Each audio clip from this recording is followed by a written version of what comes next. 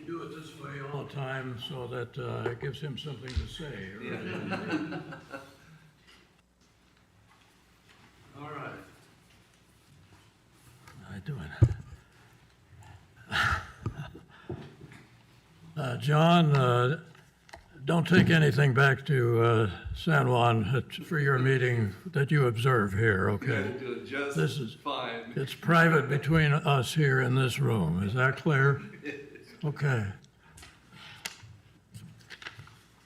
You know, it's interesting.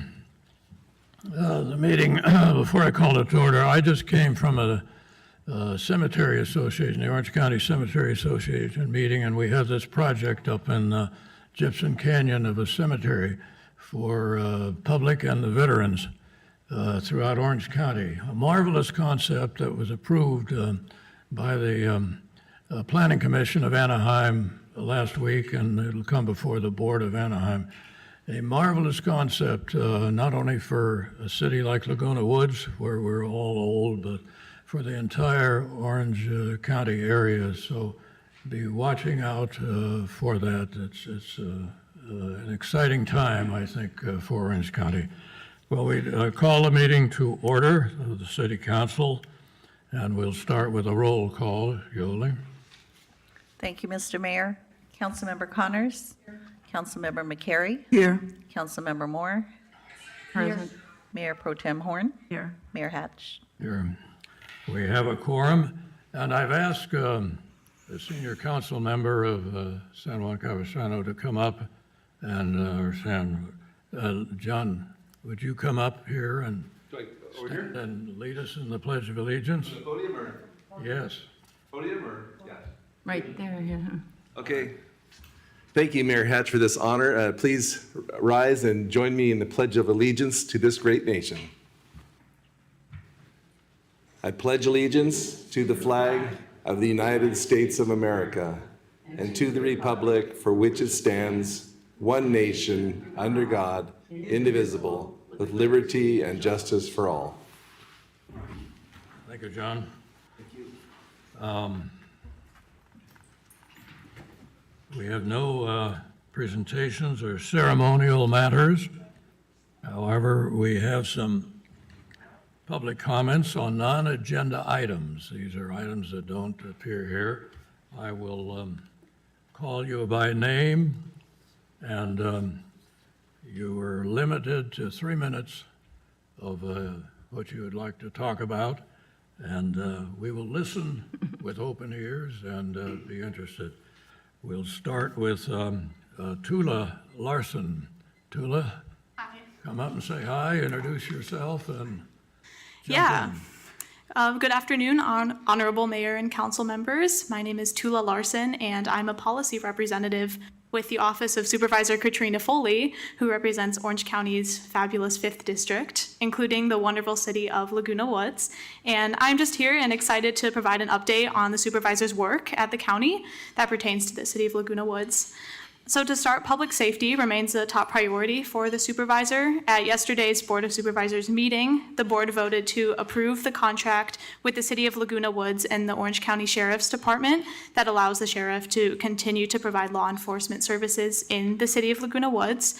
And at the same meeting, Supervisor Foley directed county staff to draft a secure gun storage ordinance, which would make it unlawful to keep a firearm near residences unless it is stored, locked away, or disabled, unless they're authorized to do so. And this ordinance will continue to promote and uphold public safety standards across the county and prevent accidental deaths by firearms. And next, at the meeting on June 4th, the Board of Supervisors approved an agreement between the county and the California Department on Aging, which continues essential health care services to adults 60 years and older, as well as their caregivers. And next, Supervisor Foley is a strong advocate for the health of our senior population. She looks forward to hosting her 2nd annual Senior Summit in October of this year, where residents are able to access resources relating to housing, healthcare, recreation, and various other services all in one event. And more information on that is to come, and you can find it on her website. And we are in the process of drafting a county climate action plan and are holding public forum meetings to gain public input. And if anyone in this room would like to make a public comment on the climate action plan to the supervisor, Laguna Woods residents may email the office. And finally, we have a number of exciting events in the 5th District, which I hope to see you all at. To start on August 16th, Laguna Niguel Regional Park will show the Super Mario Brothers movie as a part of their Sunset Cinema series, and on the 23rd, the Regional Park will show the movie 13 Going on 30. And I encourage everyone to sign up for our newsletter to receive updates on our work through the supervisor's website, or if you need help with that, I would be happy to sign anyone up. And if you have questions or concerns related to county services or accessing general government services, you can feel free to contact our office. We are happy to help. And that's all I have. Thank you for your time. No, stay put. There might be a question or two or comment. Yes. Regarding the gun safe storage ordinance, is that applicable only in unincorporated county areas, or does it apply across the county, including incorporated cities like Laguna Woods? That would, I believe, apply across the county, including Laguna Woods cities. Did you get any pushback on that in any of your hearings? Yeah, we did have a bit of pushback, but it ended up passing 3-2 vote. Well, I'm not aware of any accidental discharges in Laguna Woods, but I think safe storage is a good idea. Where can people go to get more information on what the requirement is? For that specific agenda item on safe storage? Yeah. You can go to Katrina Foley's website or the website of any of the Board of Supervisors. And this meeting was yesterday, and you can access more information on that agenda item through the through the meeting agenda that is posted yesterday. If it's applicable to our residents, then I'd like our staff to find out what the text of it is so we can publicize it here. Thanks. Yeah, I would be happy to provide more information. Now, wait a minute.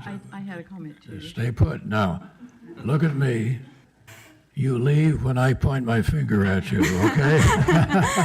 All right, go ahead. I did have. You're on. I did hear the climate action, that a lot of work went into that. Yes. Really amazed. A lot of good things. And one of them, which I'm hoping we take note, is the firefighting material. That material has PFAS in it. And so when you spray it, it gets into the watershed. So I know one area they're working on, and that is at the airport. And I think that's something so many humans and so much stuff in our planet. So there you go.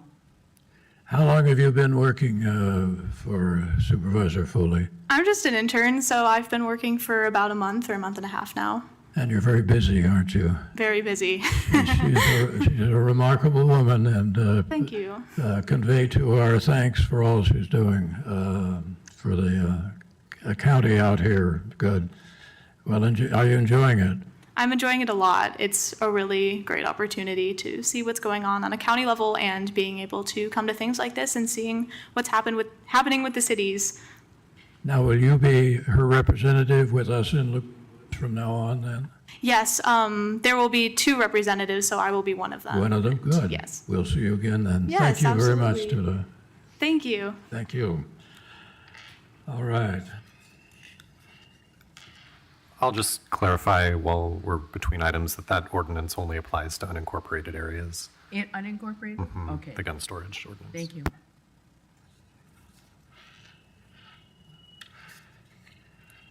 We have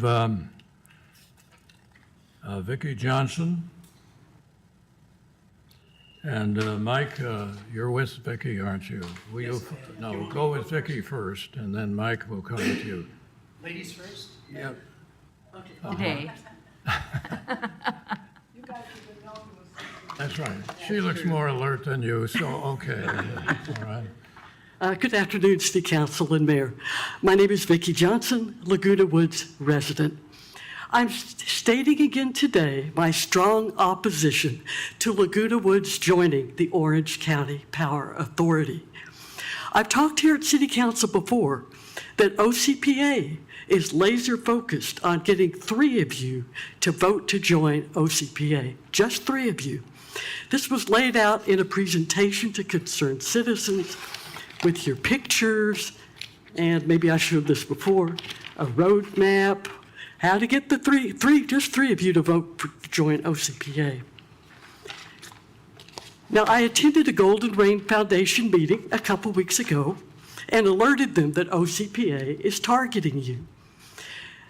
to vote just yes, 3 of you, so that all of Laguna Woods would be moved into the Orange County Power Authority. No one at the Golden Rain Foundation board meeting, the directors, appeared to know anything about OCPA, or that you, the city council, are interacting with them. Nor is OCPA publicizing to all of Laguna Woods Village what OCPA is, how it works, the risks, anything. In my opinion, it looks like the Orange County Power Authority wants to fly under the radar and just get 3 of you to agree without involving the Laguna Woods community at all.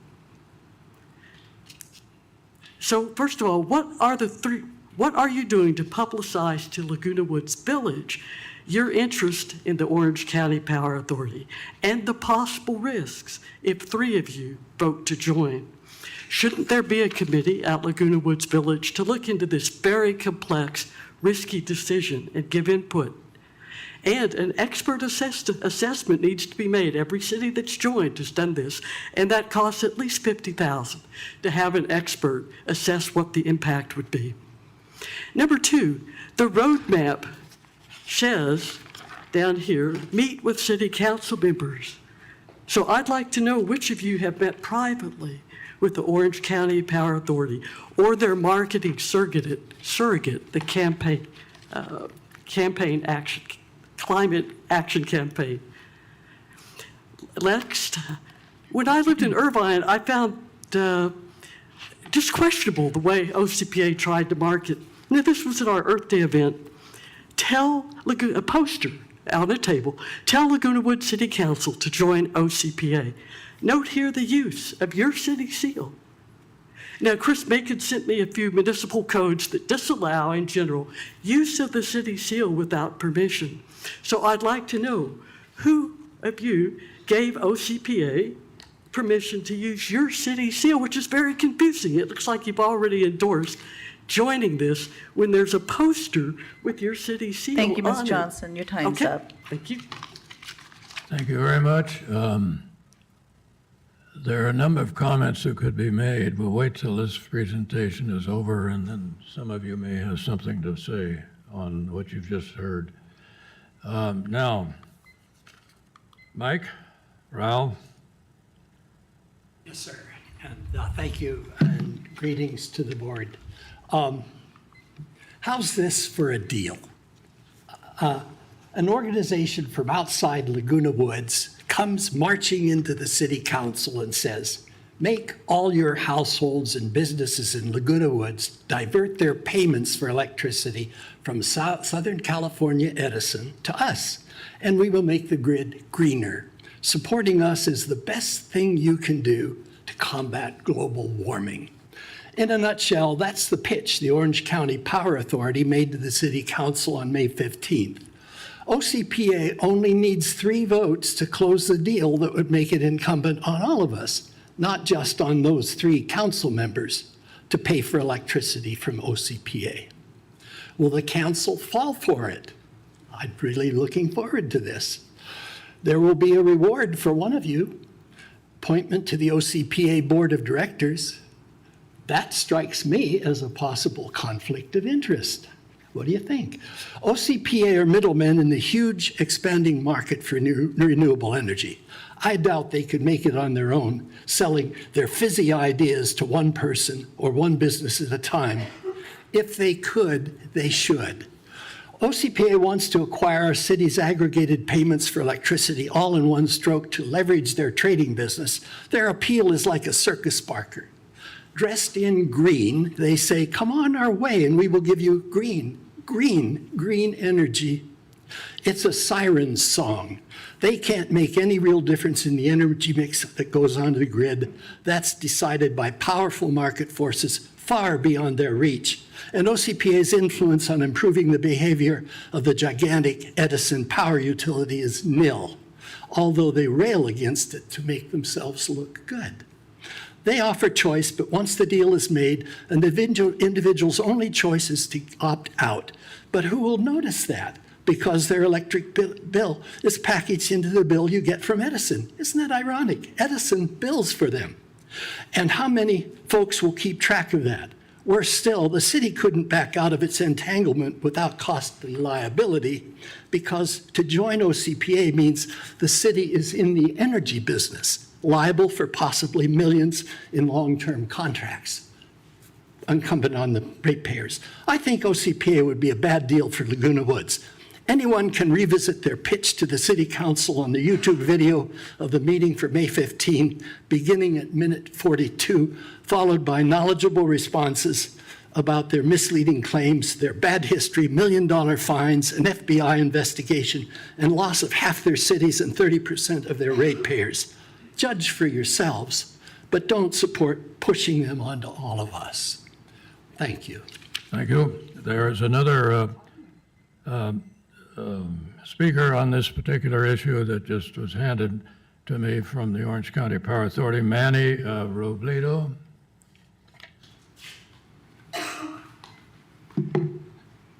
Good afternoon, City Council. I came here, this is my first City Council meeting, and I came here because I heard something about this Orange County Power Authority. I have a little bit of experience.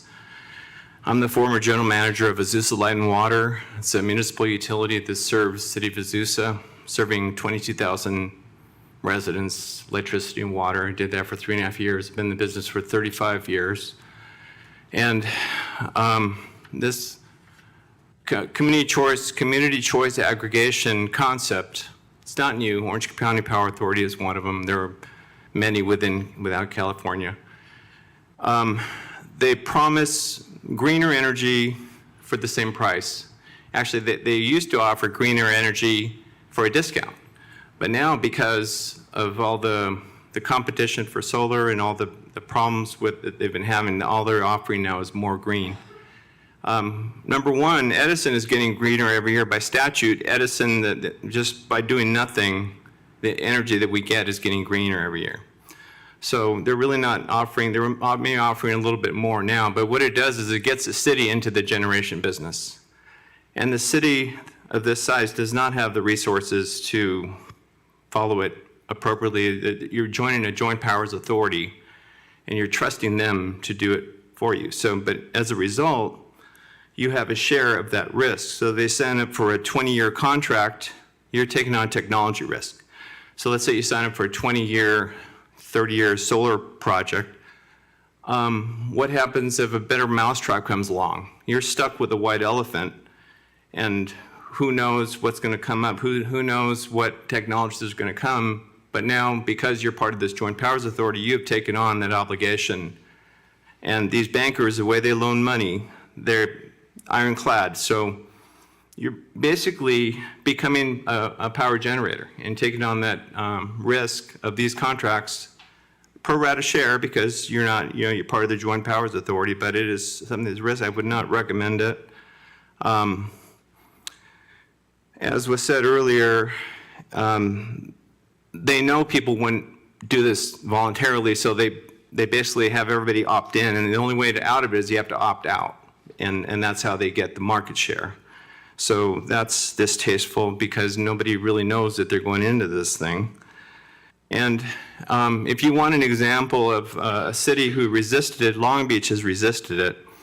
And Long Beach just signed up with a community solar program that guarantees 10% savings without any of the risk. And there was a recent agenda that they bought into a Kern solar plant, community solar, and they did not take on the risk that is associated with the Orange County Power Authority. So those are my comments, and We appreciate it. I would recommend highly against it. Thank you. Thank you. Pardon? Yeah, I'm a resident for 3.5 years. I'm very happy. I live in the village, and I hope. You're looking younger than when you moved in. I want you to know that. That's good. It does that. It's low stress. I like the hair length. I think that's really great. I really do. I'm going to Laguna Woodstock, so. All right. Oh, okay. Good. Thank you. Just as a matter of fact, just yesterday, as a resident, I signed up as an Edison customer for the power plant. And it's just a simple application, and you can get in. If you don't like it, you can get out. But now I'm going to get 10% savings, and I'm going to be supporting a solar plant. without having to sign up my life away with this Joint Powers Authority. Thank you. Thank All you. right. Now, settle down, everybody. Go down. I'm going to call on Director Horn, and she is going to tell you how it came about that we heard about this last month and what her understanding of the process that we're going through. And I'm suggesting this initially because an allegation was made that somehow we're going to make decisions and not involve the community of Laguna Woods, i.e. you people. Sherry? Thank you, Mr. Mayor. Excuse me? Okay, I'm going to call point of order, please.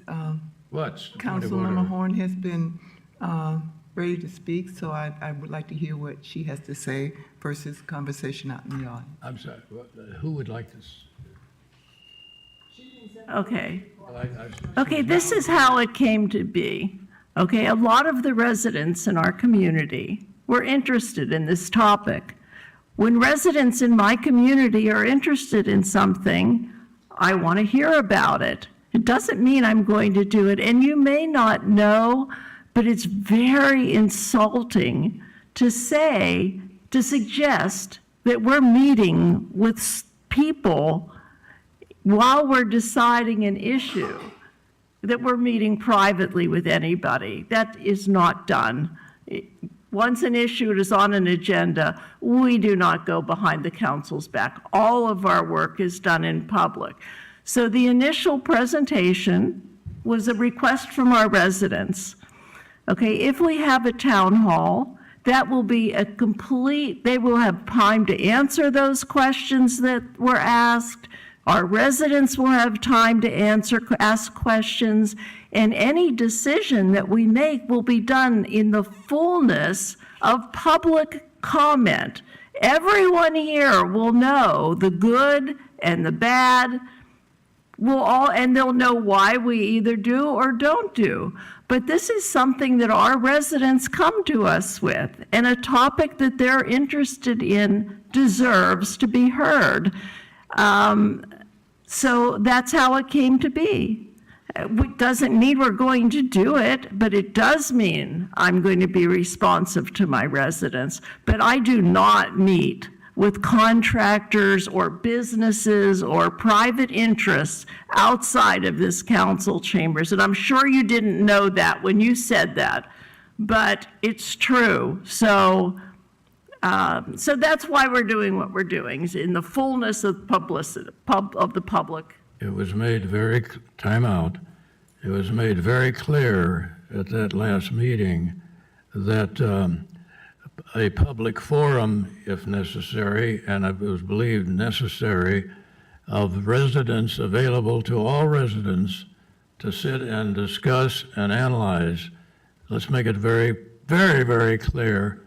There has been no decision made. There has been no conversations among the members of this council expressing their opinion one way or the other, because frankly, most of us don't know that much about it, that we are able to make any kind of a public decision that affects the lives not only of us, but of all of the 17,000, 18,000 residents here. This is big time stuff. I know it is for Lake Forest and certainly some of the South County cities as well as others. So I go to bed at night and I sleep very well when I turn on the fan or turn the lights off or turn on the air conditioning, which costs me a dime because my wife gets either too hot or too cold, so I can't win. So does that bring a little peace and comfort to you, those who have spoken?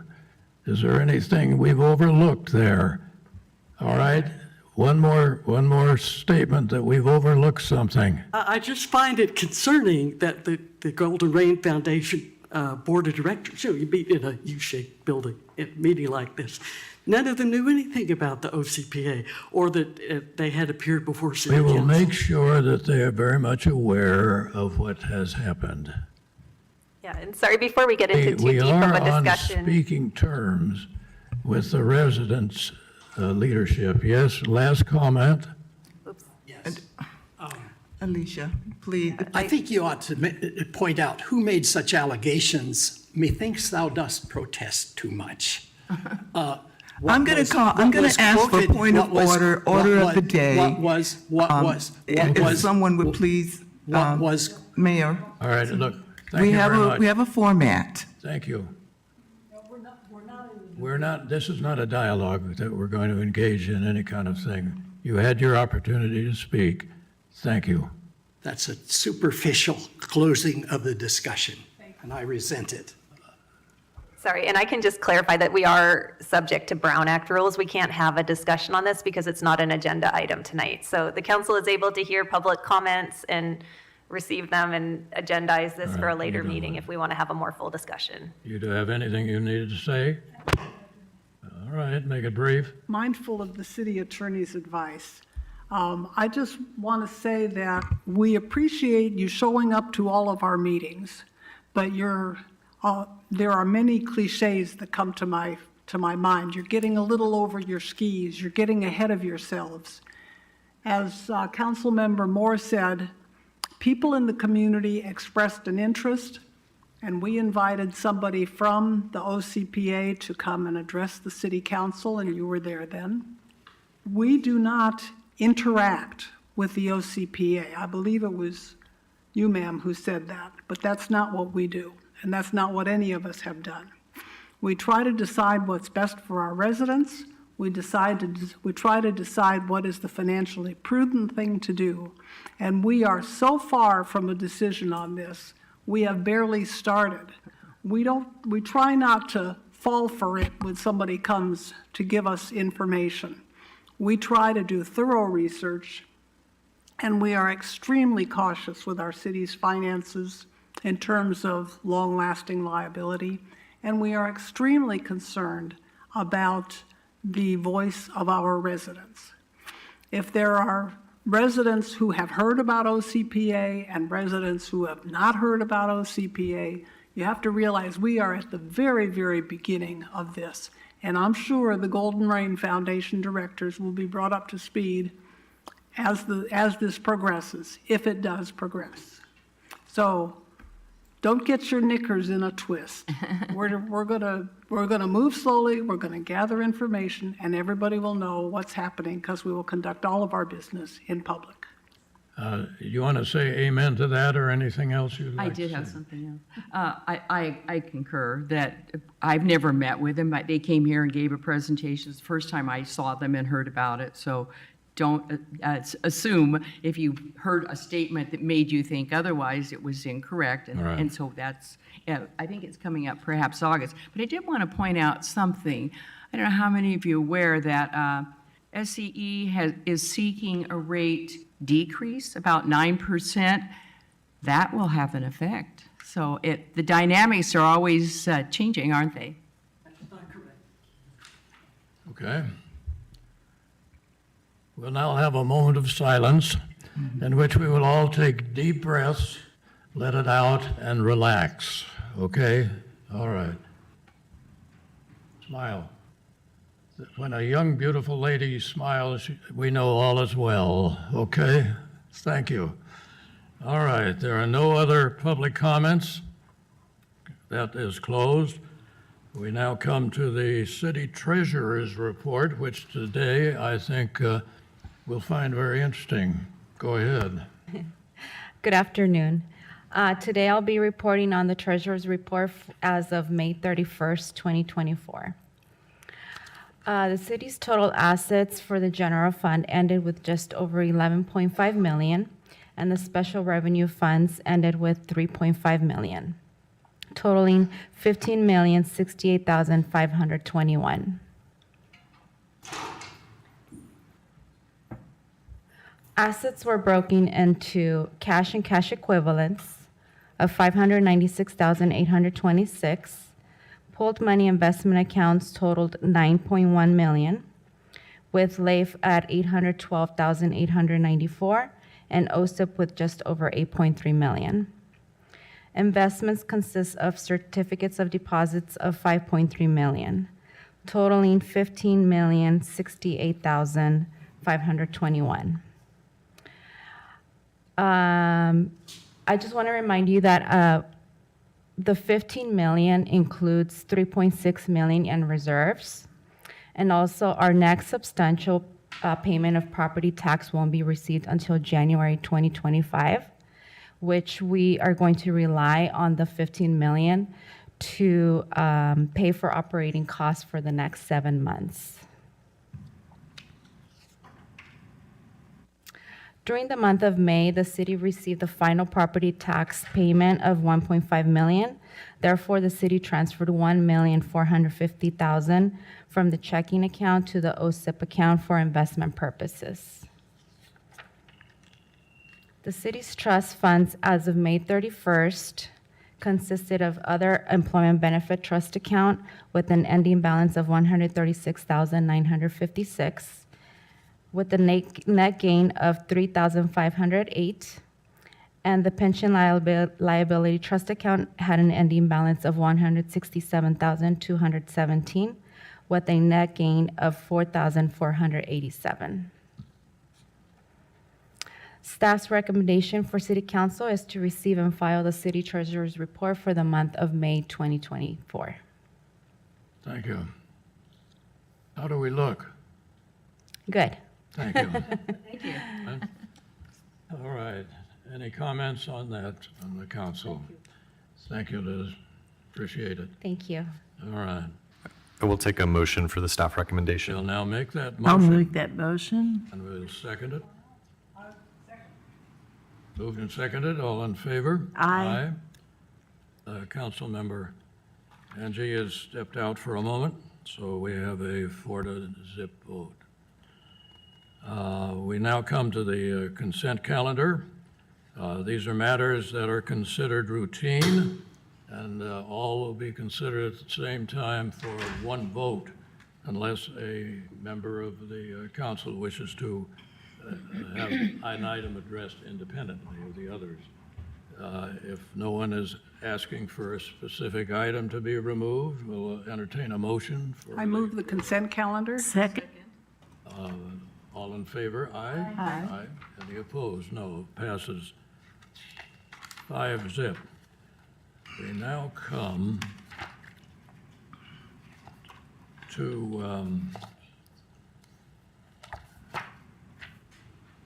the items on the agenda which require some discussion, and I will move them out of order because we have with us today some old friends. They Celebrities. don't look that old. They're not living here. There are 4 men sitting here that are going to address items, item 9.3, the League of California Cities membership. And the purpose of this is to have a presentation about the League of California Cities. That will be given by Connor Medina, who is the Regional Public Affairs Manager of Orange County Division of that organization. And presentation be regarding our joining the League and at this time. And he will also introduce 3 individuals who, 2 of whom are old-time friends and one of whom I looked up and who stands in a position of some confidence in the city of La Palma, right? And that is Mayor Marshall Goodman, may have a few words for us, and the immediate past president of the Orange County Division of the League, and that is John Taylor, former mayor of San Juan Capistrano, who brings an insight to these matters of some consequence. And finally, the 3rd District Director, a man whom I have known over the years that you don't mess with and say no to anything he requests. I mean, Scott Voigt is just remarkable, and He was born a council member that was before Lake Forest became a city. And so all his life, just mentally and physically, he's been in the city council, and now he serves and you're mayor pro tem this year, aren't you, of Lake Forest? And great guy. Okay, now we're going to start with Connor, and you'll have your presentation, and we'll hear from the three of you, and then we'll consider and ask you some questions. All right, Connor, give it your best shot. All right, I will. Thank you, Mayor. Good afternoon, Mayor and Council. My name is Connor Medina. I'm the Regional Public Affairs Manager for the Orange County Division of the League of California Cities, or Cal Cities. Thank you for the opportunity to be here today in beautiful Laguna Woods. When I was coming down on El Toro, I saw a bunch of people in their golf carts enjoying this summer day, riding around, and I was very jealous. So grateful to be here in this city. And I am joined, as you mentioned, you introduced them better than I could, Mayor, by three members of our division leadership who hopefully, when I'm done doing my spiel, can come up and just briefly give some remarks. So why join Cal Cities, or in Laguna Woods' case, rejoin 475 other cities as members? What is the investment that you would be making, and what would you be supporting? So keep in mind, this is a 10,000-foot view of, we'd be here all day, and I don't think any of us want to be here all day, going over everything that Cal Cities does. So keeping it high level here, but hopefully diving into some really important information to base your decision off of. And also keep in mind, especially for smaller cities that don't have staff dedicated towards tracking all the monkey business going on in Sacramento, especially for cities like Laguna Woods, I see incredible value in investing into Cal Cities to advocate on behalf of cities like Laguna Woods to the legislature. So there we go. For over 125 years, Cal Cities has been driven by cities for cities, advocating on behalf of its membership in Sacramento to protect local control. And we operate under the philosophy that we are stronger together. We can operate as a collective more effectively than any individual city can by itself. And especially now, with a deluge of legislation coming from Sacramento that limits local decision makers' ability to make decisions for their communities, it's essential that Cal Cities has as broad of a support, as big of a tent as possible when we are advocating to the legislature, to the governor, to the courts on behalf of cities statewide. So first, I want to get down to brass tacks here. What is the ROI quantified in numbers on membership? So looking at this, you can see a graph that shows how the money that's been invested by our members pays off for each individual city, and we have Laguna Woods' customized return on investment report here. $398 per dollar invested. That is how much of a return that Cal Cities delivers to Laguna Woods. This is advocacy that has benefited Laguna Woods, and through your membership, we can continue to deliver these strong returns. These are battles that we have fought at the statewide level for cities that continue to deliver on behalf of this membership. Something that's a little harder to quantify in numbers, but is no less important to ROI, is our advocacy. So we track thousands of bills each legislative cycle, and win, lose, or draw, we fight for cities to have a voice in the policy-making process. We have a staff of over 60, which includes 11 members of our legislative affairs team, who work with legislators in the Capitol throughout the year, advocating directly on behalf of policies that benefit you. So this is just a snapshot of the work that we are doing and have done this year. I'll zero in on just a couple of our issue areas. And again, broad level, there's a lot of bills within each of these umbrellas, but just focusing on the highlights. Public safety, making sure that our communities are safer, really advancing real reform over for retail theft, for Prop 47, and making sure that our cities and our law enforcement are equipped to make sure that our communities are safe.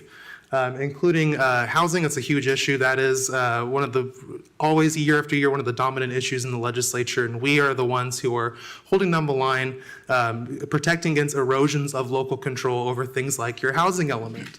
There's legislation going through the legislature right now that would impact your future housing elements, adding duplicative, confusing processes that are just going to make it more difficult for you to get it certified, when in reality, where we are trying to push it is to a point where the cities can help the state meet its housing goals and help make a more collaborative process. And therefore, we've urged the legislature, and successfully so, to perform an audit of the entire housing element review process and make sure that it is as transparent, open, and clear for cities as possible so that we are setting ourselves up for success in partnership with the state rather than an antagonistic relationship that results in failure for all of us. On environmental quality, mandates from the state requiring cities like Laguna Woods to meet organic waste reduction targets and organic recycling targets, trying to make sure through bills that we're sponsoring that you have the technical support that you need to meet those mandates and to make them less costly for you. AB 2330 that's up there, that's a bill that helps local governments streamline the process of getting permits so that they can remove vegetation in high fire risk areas. So I think of places like Crystal Cove State Park, bordering Laguna Woods, that are high fire severity zones, making sure that cities are equipped to act more proactively in preventing catastrophic wildfires rather than being reactive or waiting for delays in permits that simply don't make sense, and making sure that that process is more streamlined for us. On governance, I mentioned there on a bill limiting your ability to contract with businesses and with nonprofits, extremely onerous reporting requirements that would make it difficult for you as a city to contract out any work that an employee had done in the past 5 years. Things like this that we are holding the line down on to make sure that cities' voices are represented so that these policies don't come down without any vetting from local government leaders and end up costing the city in the long run and limiting your ability to provide services to your residents. And on revenue and taxation, since 2004, we have been at the forefront on ballot measures to protect your local finances from things like state raids. So in 2004, we were the instrumental leader for Proposition 1A. And in addition to that, in 2010, Proposition 22. These are important pieces of the important ballot measures that enabled local governments to protect their coffers from state raids. And it's the League of California Cities that is the stopgap preventing the state from running roughshod over your local finances to this day, because we are there to say, no, this policy needs to be workable for local governments, and we need to make sure that our finances are protected. I want to do a bit of a deeper dive into two issue areas. I'll focus first on community services. This has a big tent. It includes things like homelessness, childcare, libraries, but it also includes aging. A lot of cities throughout the state are seeing their population age, and it's important that we educate our cities and provide them with knowledge of resources that they can take advantage of to make sure that they are age-friendly communities. And in fact, we had a speaker earlier this year to this policy committee that handles community services, consisting of elected officials and staff from all over the state, and had the Department of Aging representative talk about the master plan of aging and how cities can better prepare to have services in place for their aging populations. And on the legislative front, we're supporting bills that would increase representation of older adults on state boards and commissions, that would provide more funding for services that provide resources directly to older adults who may be housing insecure, who are in need of meals, things like that, that are fundamental for helping our communities thrive. And yet sometimes they fall by the wayside, or it's easy for funding to get cut from those when push comes to shove in the budget. This is legislation that we are advocating for on behalf of all cities, but I think Laguna Woods being a part of those conversations would really help elevate the conversation. Because every city says that they're unique and will give you X and Y reason why, but Laguna Woods is certainly very unique among all cities, and that it's primarily older adults. And that's a perspective that we don't really have in that policy committee and would be valuable to have in the future. I also wanted to do a brief touch on cannabis advocacy. So our underlying foundational principle for the cannabis policy is that it should be up to local self-governance to determine if it fits any individual community, any municipality. That's their decision. And when a city like Laguna Woods makes that decision to have legal cannabis activities, cannabis business activities, we need to make sure that cities are prepared for success. So we support legislation that enables a streamline of permits for cities that do want these businesses, but make sure that local governments are still fully autonomous in the time, place, and manner. Supporting legislation that would allow cities to collect more revenue when there are unlawful or unpermitted cannabis activities that are penalized by the state government. It's not just the state getting all the proceeds, but local governments receive some as well. So on the cannabis front, making sure that cities that choose to allow cannabis activities are prepared for to have success in that front and to have all the tools that they need. It's a really important part of the advocacy that we do under our public safety umbrella. And on top of this work, we would also encourage you to be a part of the events that Cal Cities hosts throughout the year. We have an annual conference that brings about 2,000 city officials from all over the state. And the best part is for the next 3 years, it's in Southern California, so you don't have to go very far.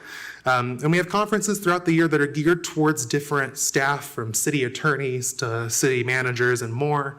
We have roundtables virtually that focus on the hot button issue areas and make sure that you are educated on all the late emerging policy developments that are happening in the state. Make sure that you have access to best practices. Hear from other cities. What are they doing? What could you apply that they're currently using to address any issue? Or what can you share that they are unaware of that they could benefit from? That information sharing is a really valuable part of membership.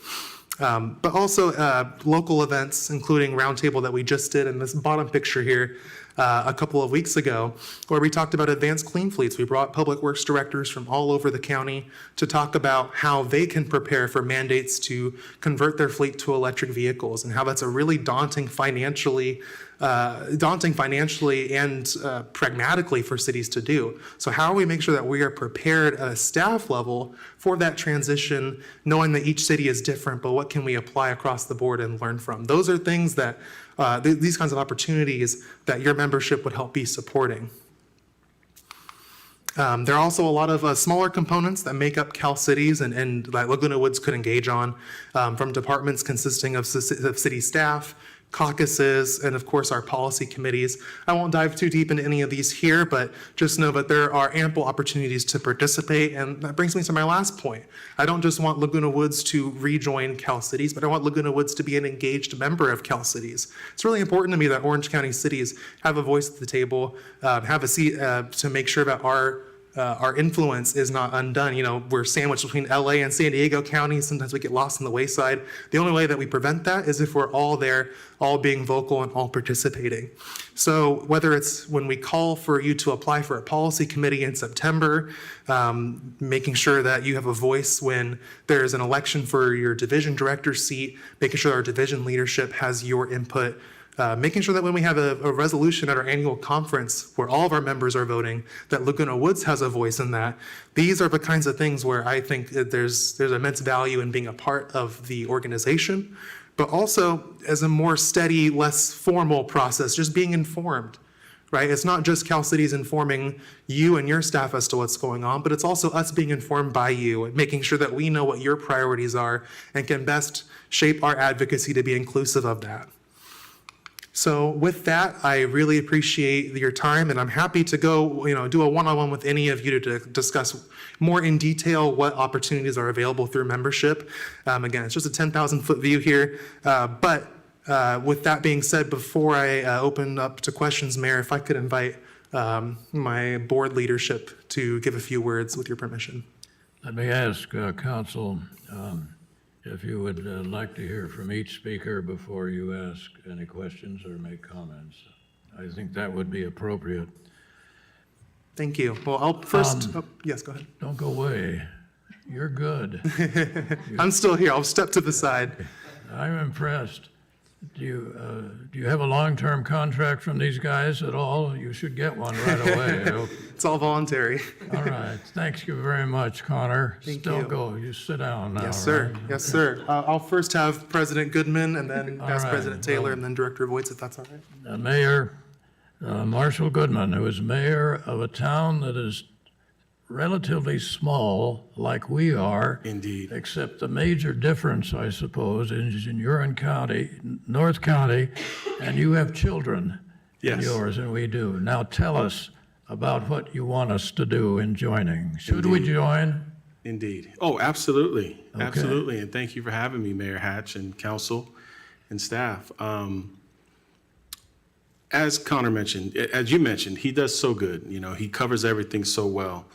Just want to emphasize one thing, and that's the participation. So we have several opportunities for you all to participate, staff as well. We have committees, as was mentioned. We have the information sessions, whether they be roundtables, division activities. And what that does is allows us as a county to interact with each other, but also interact with other cities across the state, 482 cities. Some may be up north, central, mountain cities that have similar issues that you do. We won't know that until we sit down and we talk to them. So again, Cal Cities allows that opportunity for you all to extend and really learn, trade information, as Connor mentioned. That's the one point that I really want to emphasize. And so without taking up too much more time, I'll go ahead and pass it on to the next speaker. But thank you very much You for are having us. 16,000, we're 18,000, and your voice is just as important. Has that been your experience there? Yes, no, absolutely. So just a little bit on my story. I just started as the representative from the city. And then I was asked to join a policy committee. So I joined the Housing Community Economic Development Policy Committee. I ended up chairing that committee. I went on to join the board, and I joined the board of the division and worked my way up to be division president, which I'm serving as now. And so from that very beginning, just serving on the policy committee, I had the opportunity, as I mentioned, to really interact with other cities. 85 folks are on these committees typically. So you get to talk before and after when they're in person. We're getting back to that, which is beautiful. And then having the ability to chair a committee from a tiny little city in North Orange County was amazing. So really putting a tiny little city on the map, and then to join the board. So the decisions for the entire organization are made by the board. Tiny little city of La Palma in North Orange County is at the table. So again, the ability to, exchange information, and for a tiny little city like us to be at the table, really at the small table, making the decisions for the entire organization is very impressive. It's a great organization. So yes, we'd be happy to have you, indeed. Sure. All right, thank you. And your predecessor will now take the podium. Yes, And the John? immediate past president, John Taylor, absolutely. Yes. My Thank good you, friend. Marshall. Indeed. Yeah. What do you think, John? Honorable Mayor and honorable members of the City Council, it's great to be here. We'd love to have you as part of this organization. With 2,000 pieces of legislation going to the governor's desk each year, how would we ever be able to analyze all that, know what's going on? With the League of Cities, there's a staff. They pinpoint the ones that affect us locally here in Orange County.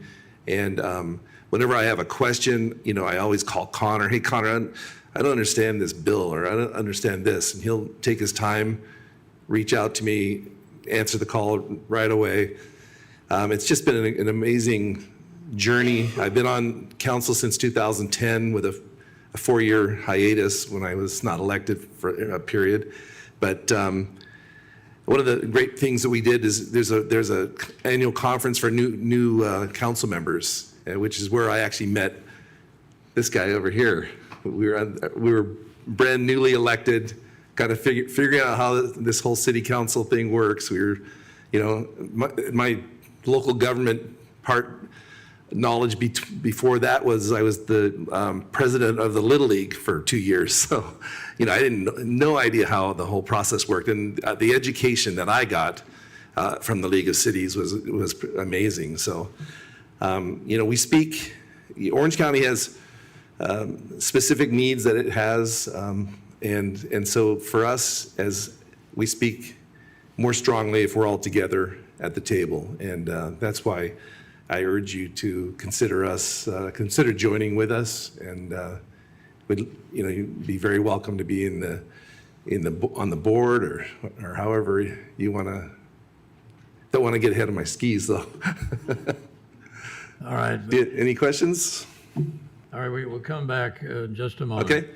I want to hear from Scott. You see, I've never been able to say no to anything Scott wants. I know, you can't. You really can't do that. We go back. Here's my buddy. All right, Scott. Honorable Mayor, Hatch, and Council, it's great to be in your chamber.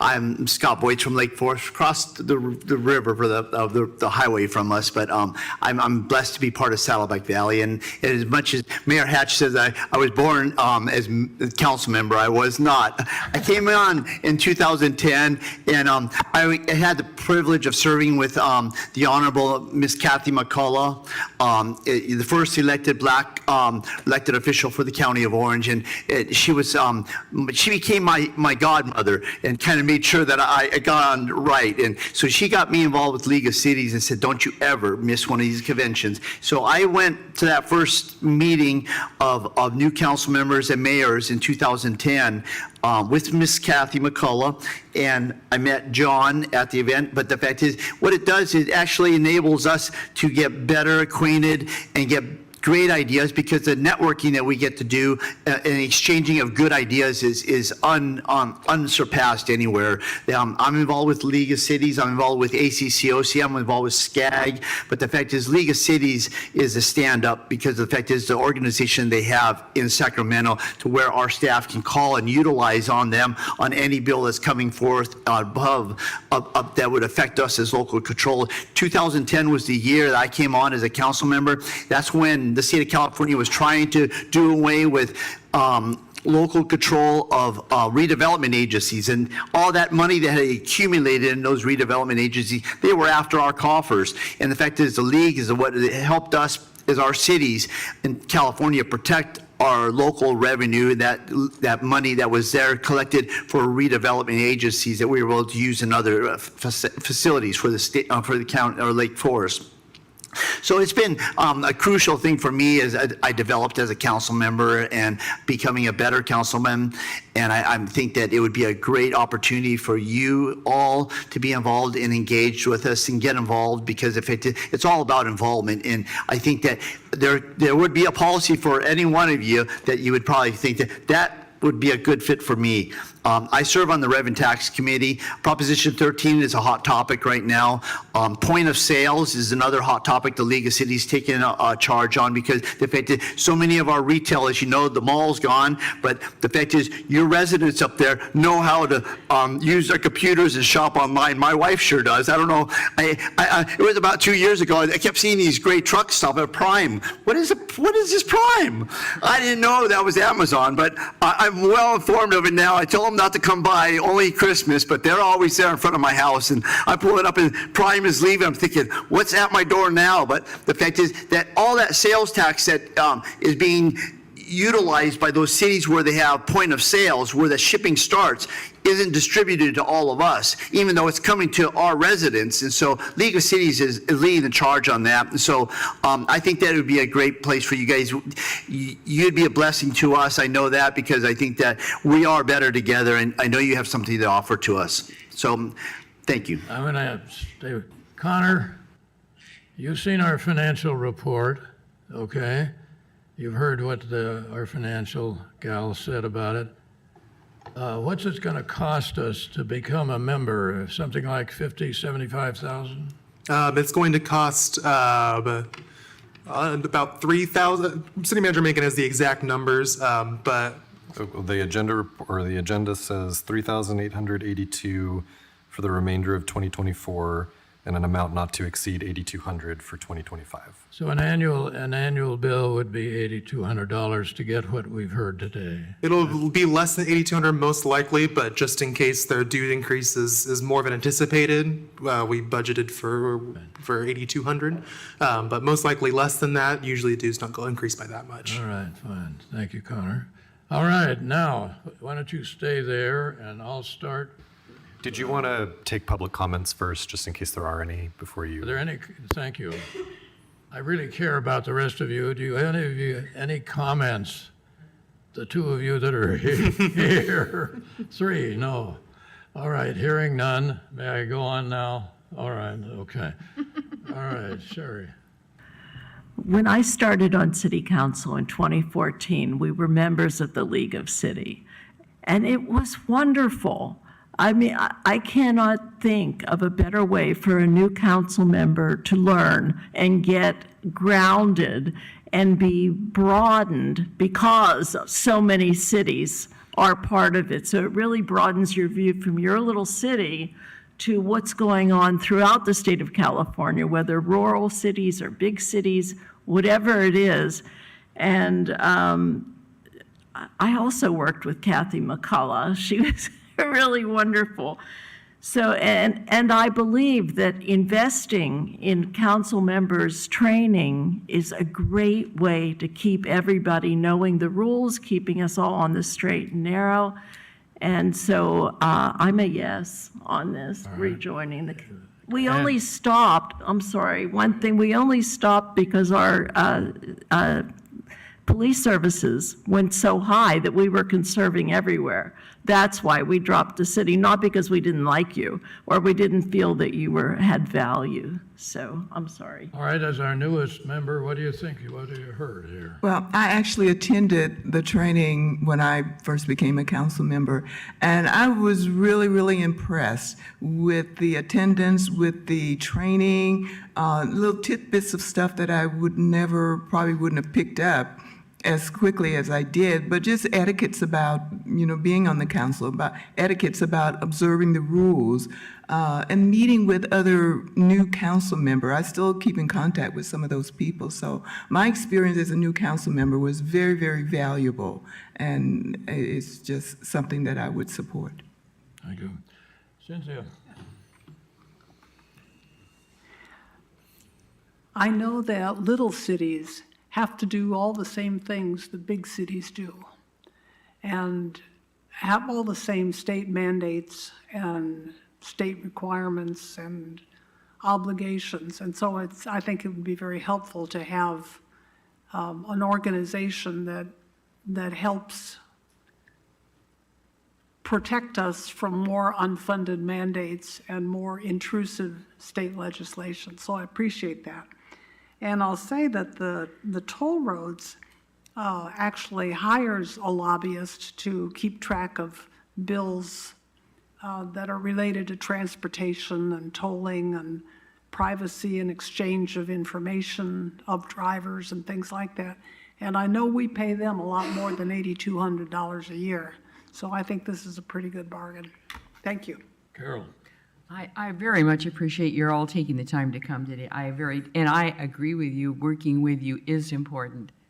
However, I have a problem, and that is that when we looked at our funds and when we saw the expenses going so high, we looked at everything. And I guess I personally, and I know I'm the only person, that I would prefer to wait another year. And the reason I'm saying that, we have a lot of challenges coming, and I'm looking at cities nearby. One of them is having to take out $1 million that come up with it to make their cut. And I see this, I'm very much finance is very important to me. And I guess I would prefer to wait another year. And the reason I'm saying that is, we have some major issues with our building here, and we're working on them. And Chris, I'm not sure if they strengthen the roof, if we could have solar panels up there, if there's enough of payback even. These are the kinds of things that we have to pick and choose, and I find that on my list is higher, even though I really appreciate working with all you. And you're right, I wish we were working with you on your waste hauling. We would have been included in that because working together is critical. So anyway, that is really my feeling on this. Thank you so much for taking the time and your coming, because we do appreciate it and we do want to work with you. Thank you. One of the words that I find not defeating isn't the word, but it's a scary word to me, and that's tomorrow. Putting off today to tomorrow, and for $8,000, it's conceivable to me there could not be a tomorrow that we would envision that the cities of this state would enjoy. And I think that is such an overriding activity that we cannot conceive of doing on our own, even though she is on a senior board. I think you still are in Sacramento. And that is the interface that we have through your organization with that monstrous government up there who spends 1 year and has a surplus of millions, almost $1 billion surplus, the next year we're broke, this year. And that's what we're dealing with up there. Up there, the possibility of tomorrow not being there is facing us right now. There is no question in my mind that would be pound, which how's it go? Penny wise and pound foolish. So let's take a vote if there are no more questions. I know how it's going to turn out, but I want to hear the voice, okay? So, Yoli, would you take What is the motion? Do we have a We motion? need a motion, don't we? I can read the. Second, oh, good girl, I knew you would. Can I suggest, just so that it provides a little clearer direction to staff, the recommendation on the agenda is to approve the city's membership in the League of California Cities, Cal Cities, for the prorated amount of $3,882 for the remainder of the 2024 calendar year, and for an amount not to exceed $8,200 for the 2025 calendar year. All right, and you're I'll going to second second it? And we're going to have a roll call vote because I want the village to understand just who votes there. Carol, how do you vote? I vote nay. Nay? I vote yes. Yes. Yes. Yes, okay. This has been such a stimulating meeting for you four. Now get the heck out of here now and go home before the traffic, will you please? Thanks for coming. I gotta get this time. All right. What you saw previously was about as exciting as our Very city carefully. council meetings ever get. Connor, you did a great job, really. Thank you. Thank you, John. Thank you for coming. Thank you.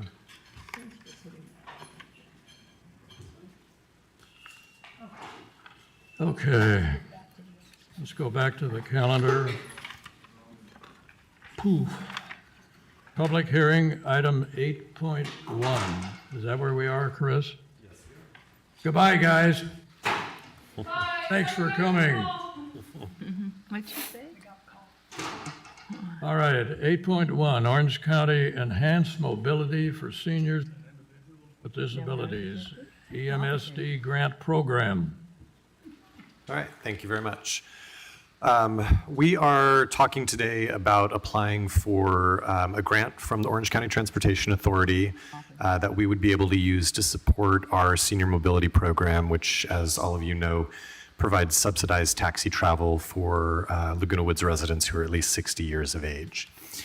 The particular grant program we're talking about today, this enhanced mobility for seniors and individuals with disabilities, OCTA offers it to meet specifically transportation needs associated with older adults and people with disabilities when transportation services provided by other agencies are unavailable, insufficient, or inappropriate to meet those needs. OCTA has more money this year than they typically have for this program. They have up to $8.5 million to appropriate, and there's two pots of money for that. One is capital expense. That's where most of the appropriations have been in the past. That's largely been used to buy private nonprofit transportation providers like Age Well Senior Services, Abrazar, some of those other organizations, to buy them vehicles. So many of, for instance, the Age Well vans have been purchased courtesy of funding through this program. Now, in this year's allocation for the program, of that $8.5 million, OCTA has said that up to 45% of it, or approximately $3.825 million, is available for appropriation for operating expenses as well. So the majority of the funding is still reserved for that vehicle purchase component, but a still significant portion of that is reserved for operating providing supplemental operations funds for either public transportation programs or those private nonprofit transportation programs. We are here before you today seeking your approval to submit a grant application in the amount of $325,000. So we would request that amount from OCTA. The grant allows that money to be spent over a 2-year period.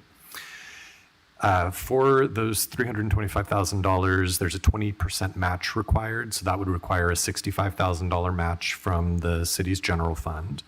Again, putting up 20% to get the additional 80%. The application itself would do two things. One is it would provide supplemental funding for, generally speaking, longer trips.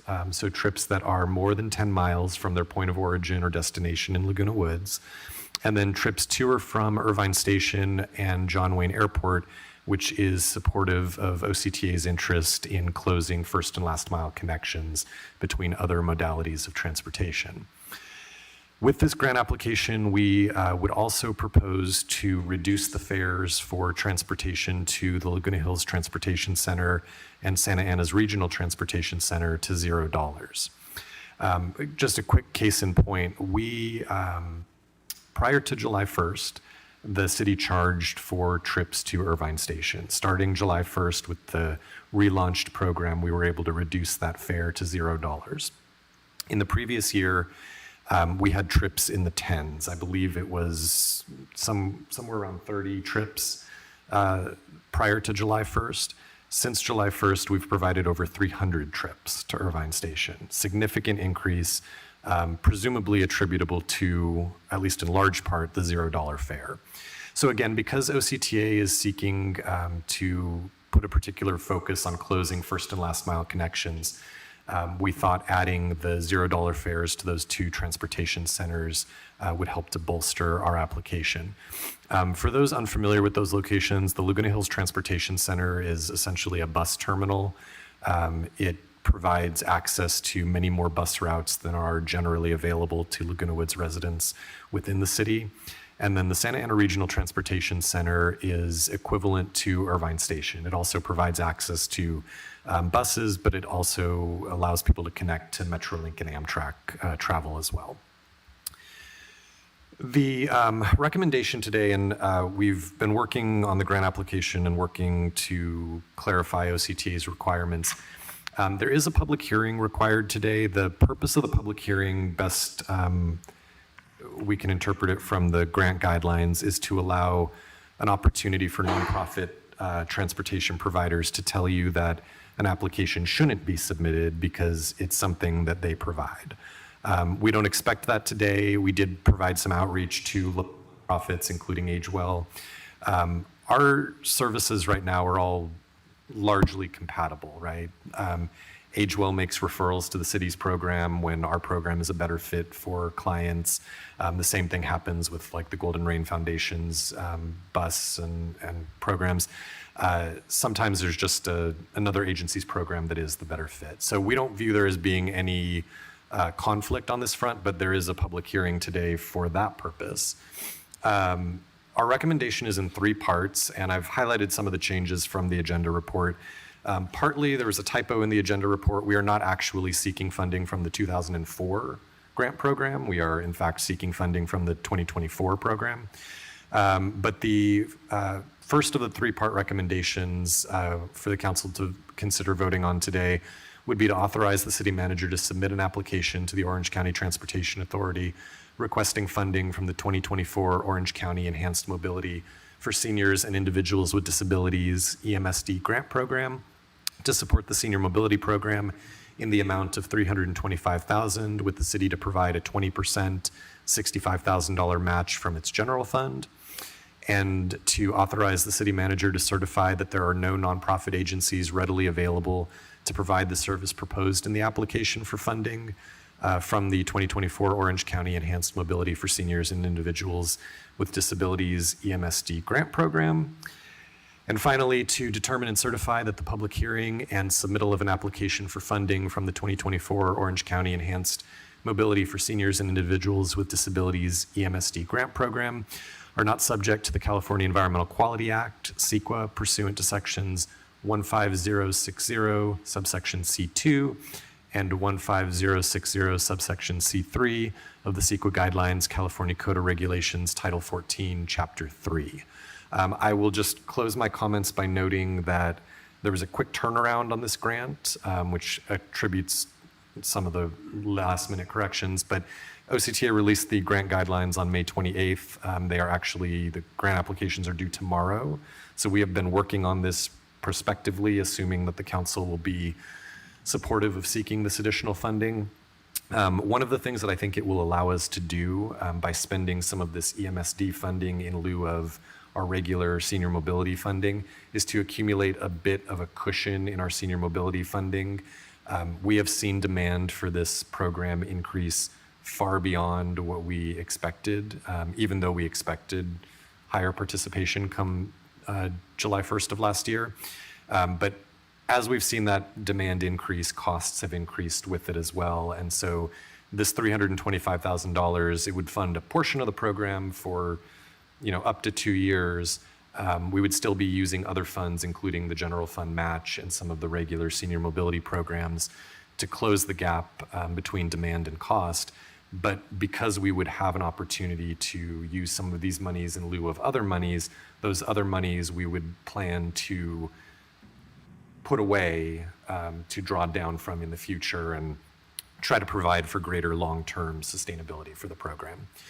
So with that, that's my agenda report. I would suggest that you open the public hearing, receive the public testimony, close the public hearing, and then we can entertain any discussion. We received your report. The hearing is now open to the public. Any comments that anyone wishes to make on this presentation? Hearing none, the public hearing is now closed.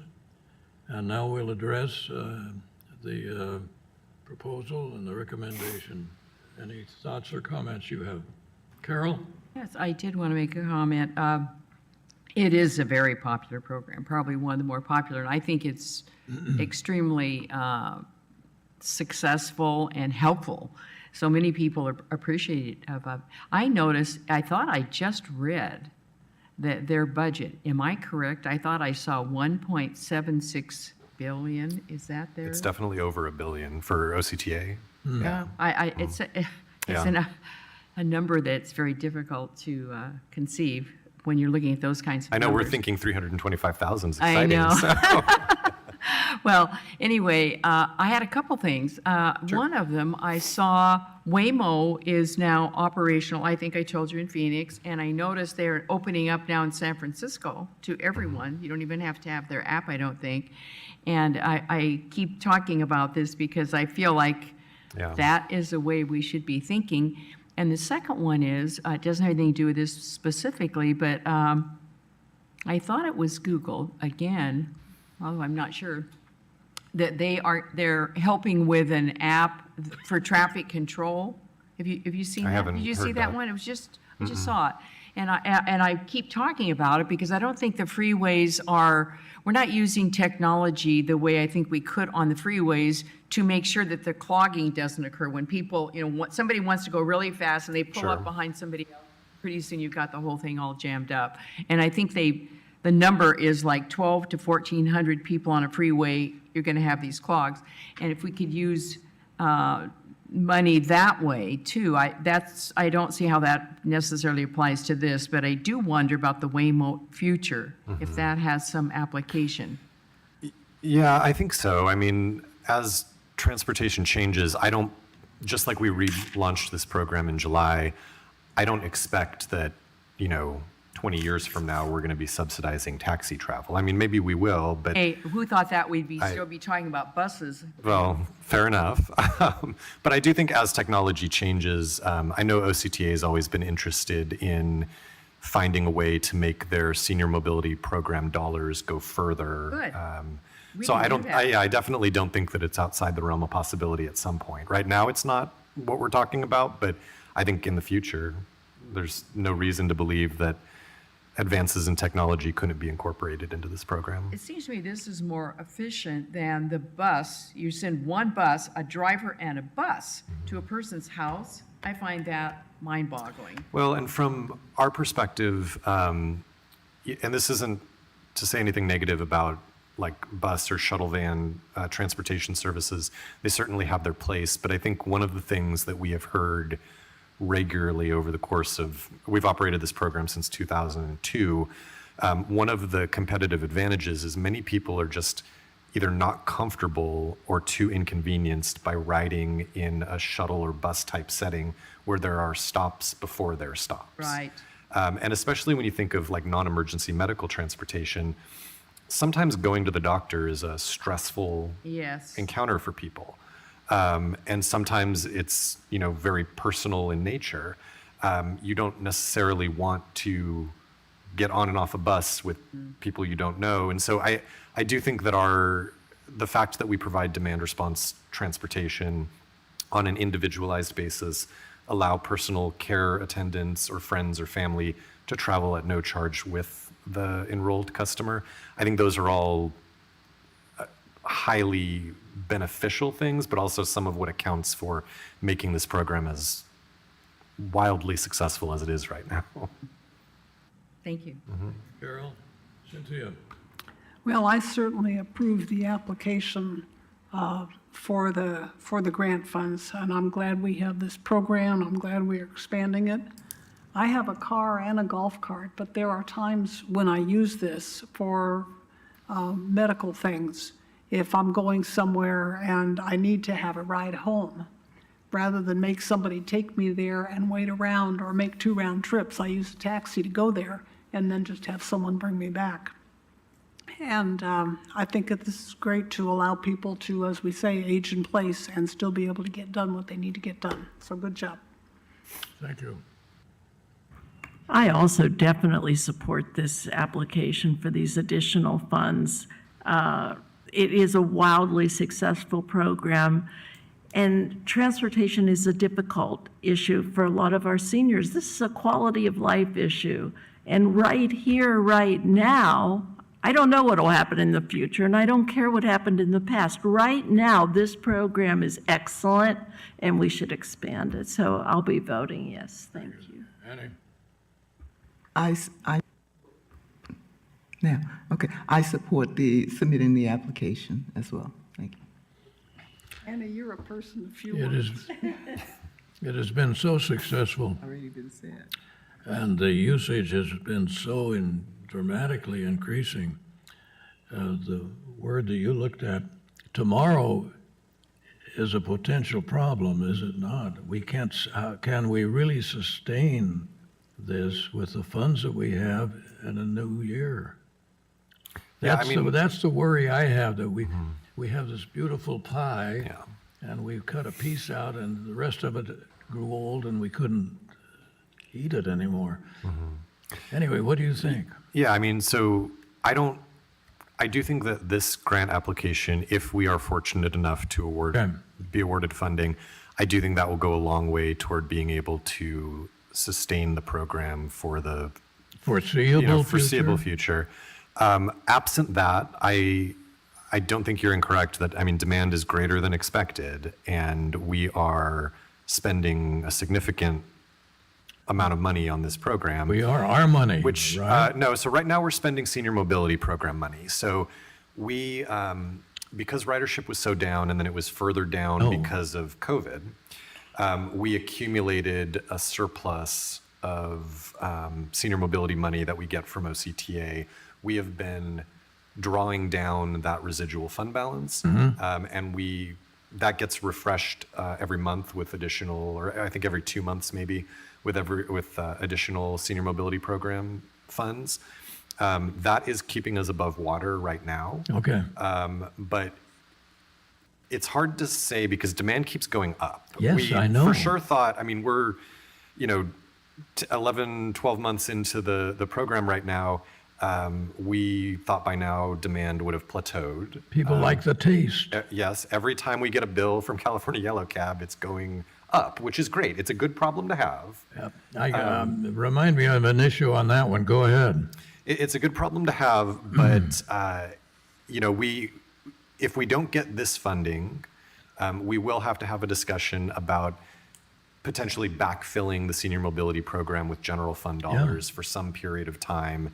But we're not there yet. Okay. We're still in a different place. We're going to think good thoughts on this grant application and hope that this carries us through for the next couple of years. Okay, I can live with 2 years, but not next year. If it's suddenly No, we're not standing on a plateau ready to. Okay. No, our goal at the staff level is to get this program to be sustainable and self-supporting. What has really caught us off guard is that demand is Yeah, just, out of sight. yeah, huge compared to what we expected. And I've come into at least two ladies who have not been picked up by yellow cab, one standing out of front of Chase Bank. Must have been a half an hour or more before I showed up and finally took her home.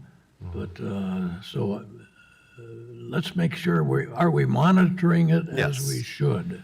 Yes, we always encourage people, if they encounter trouble with California Yellow Cab, if they don't get picked up, the best thing they can do is, once they, get home, is to contact us. We can't solve Okay. a problem we don't know exists, but I will say that the number of missed trips or late pickups that we are aware of compared to the overall volume of trips, it is a very tiny fraction Okay, of the trips good. that are provided, which isn't to say it's okay. I don't mean to downplay that. Everybody should get picked up on time. But All right, looking at overall performance, I feel good about where we're at. They're serious about it like we're serious about it because they're getting paid, aren't they? Yeah. More Okay. trips, more money. All right, let's take a vote on that. Do we have a motion? Let's try this side. Second. Let's go back again. Who made the motion? Okay, you made the motion, and you Second. seconded it. All right. All in favor? Aye. Aye. Unanimous. Thank you, Chris. Do you want to be excused so you can go and get the mail and get it out of here? We have until, I think, 4 o'clock tomorrow. Okay, so well, we'll all be good. right. All right, 8.2, accessory dwelling unit regulation. I will keep this very brief. This was a public hearing that we asked you to continue from your meeting on May 15th to this meeting with the hopes that we would be ready to have this conversation with you. We need more time again to finish our recommended action, redraft the ordinance to comply with more recent changes in state law. So what we'd like to do today, because the public hearing is open, you need to continue that public hearing, accept any public testimony that anyone would like to provide. But then we'd like to suggest that you close it and take no action. We will re-agendize this item and renotice a public hearing when we're ready to have this conversation with the council. All right, is there any public testimony on that? All right, the public hearing is closed. We're taking no action, so you don't need a motion. You're just going to, all right, that's done. Let's move on. Item 9.1 business regulation. This is Carol's. This is also going to be very brief on my part. At the meeting on May 15th, you had the public hearing on this item and approved the introduction and first reading of the ordinance that would require businesses that operate from fixed locations within Laguna Woods to register with the city upon establishing their business, and then annually September 1st thereafter, within 30 days, September 1st thereafter. This is the opportunity for additional public comments and then approval of the second reading and adoption of the ordinance. It would take effect in 30 days, but the first registration requirement would be September 1st of 2024. And just as a reminder, this would be all businesses located in the city from fixed locations with the exception of home-based businesses, although home-based businesses will have the ability to voluntarily register if they would like to give the city their information. So our recommendation today, again, there's an opportunity for public comment, and then after that, it would be to approve second reading and adopt an ordinance read by title with further reading waived, titled An Ordinance of the City Council of the City of Laguna Woods, California, adding Chapter 6.03 to Title 6 Businesses of the Laguna Woods Municipal Code pertaining to business registration, and determining and certifying that the ordinance is exempt from the California Environmental Quality Act. All right. You need public comment on this? There's an opportunity for public comment if anybody would like to. Anybody interested? All right, hearing none, we'll take a motion approving this. Carol, you got a motion for me? I didn't think we had to have a motion. Yeah, there'll be a motion for the recommendation. All right, Carol moves and Cynthia seconds. All in favor? Aye. Aye, passes. 9.2. All right. 9.2 is revisiting a topic, a conversation that we had last in, I believe, December of 2022. Brief background, there is state law that requires the city and all other cities to annually procure an amount of what they refer to as recovered organic waste products. I'm sorry, Cynthia. I want to interrupt you and ask you if this is the kind of state mandated requirement that the League of Cities might be able to help us with. The League of Cities has been very involved in SB 1383 compliance. This topic that we're talking about today, we are the exception to the rule here. This is the Most cities are having an excruciatingly difficult time complying with this. We have a unique situation here where we are actually compliant before we're required to be compliant. So it's a good problem, but this recovered organic waste product definition, the state basically counts 4 things towards it: compost, renewable natural gas, electricity from biomass conversion, and mulch. There was a change, or there was successor legislation, AB 1985, which had the practical effect of basically deferring the required compliance date for cities, rather than it being, it would have already been, the compliance deadline would have passed by this point, but AB 1985 waived civil penalties if cities were moving in the direction of compliance through this calendar year. So we're now in a situation where compliance is actually required starting in the 2025 calendar year. Each city is assigned a procurement target. For us, our procurement target right now is 1,283 tons that we are required to procure of this recovered organic waste product. That target will be recalculated every 5 years based on our population. So this is the target through 2026. I want to show you our 2023 procurement. So we procure recovered organic waste products from 3 different sources. The first source is renewable natural gas that CR&R uses in its collection vehicles. We're allowed to count the travel that those vehicles undertake related to Laguna Woods collection and transport towards our procurement target. So in 2023, and there's a conversion factor here because renewable natural gas is not measured in tons, but there's a state-approved way to convert it to tons.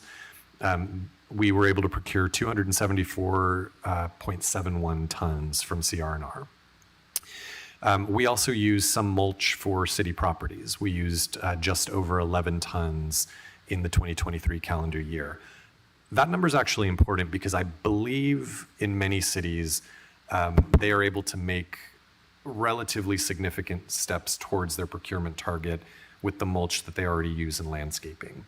Because we have so little in the way of city-maintained landscaping, you can see that our 11 tons pales in comparison to our 1,200-ton procurement target. So it was never going to be possible for us to actually procure enough to use within our facilities or on our property. And then we procured 1,000 tons from the Golden Rain Foundation under an agreement that the city approved in 2022 and took effect in 2023.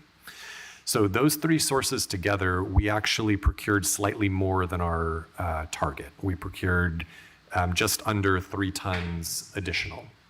However, when we've looked at that number, because next year is the first year we're required to actually be in compliance or face penalties, we are a little concerned about the fluctuations that will occur in renewable natural gas use. You can drive to the same destination 10 times, and every single time you're going to use a different amount of gas. And so compared to 2022, because we did track it then as well, the 2023 use of renewable natural gas was just under 55 tons less than the year prior.